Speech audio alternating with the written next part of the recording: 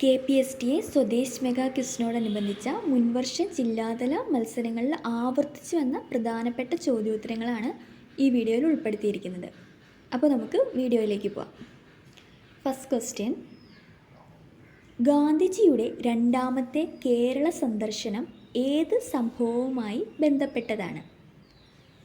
ഉത്തരം വൈക്കം സത്യാഗ്രഹം.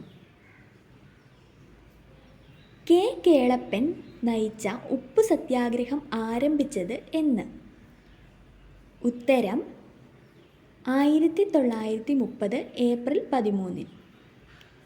ഗാന്ധിജി അവസാന ജയിൽ ശിക്ഷ അനുഭവിച്ചത് എവിടെയാണ്? ഉത്തരം പൂനെ.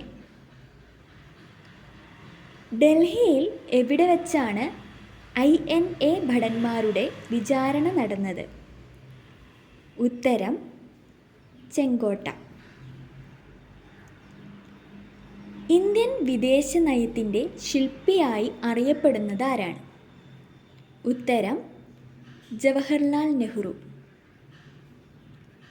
ഏതു വർഷമാണ് മഹാത്മാഗാന്ധി സത്യാഗ്രഹ സഭ രൂപീകരിച്ചത്? ഉത്തരം 1919. സബർമതി ആശ്രമത്തിൽ വെച്ച് നടന്ന സമ്മേളനത്തിൽ വെച്ച് ഗാന്ധിജിയുടെ സത്യാഗ്രഹ കരാറിൽ എത്ര പേർ ഒപ്പുവെച്ചു? ഉത്തരം 24.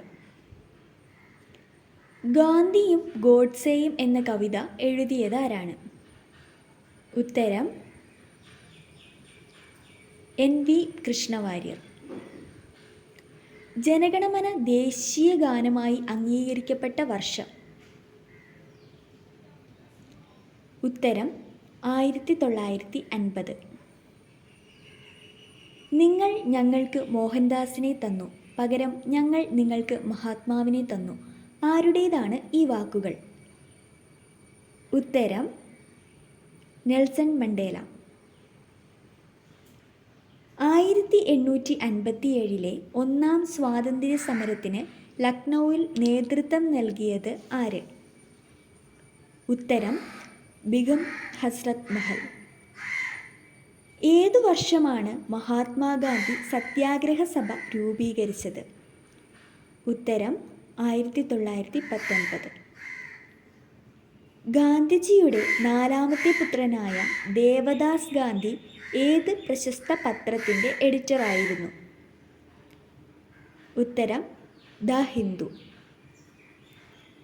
US ആതിഥ്യം വഹിക്കുന്ന 2028 ഒളിമ്പിക്സിലേക്ക് 128 വർഷത്തിന് ശേഷം തിരിച്ചു വരുന്ന കായിക ഇനം ഏതാണ്?